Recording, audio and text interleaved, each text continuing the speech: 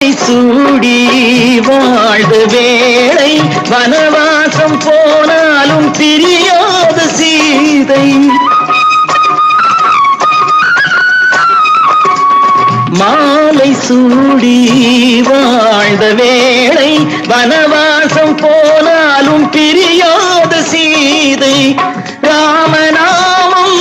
தந்தராகம் லவனாக குசனாக உருவான கீதம் மாமன் என்று சொல்ல ஓர் அண்ணன் இல்லை அங்கே அந்த அண்ணன் உண்டு இங்கே அள்ளி வழங்க மல்லிகை முல்லை பொன்மொழி பிள்ளை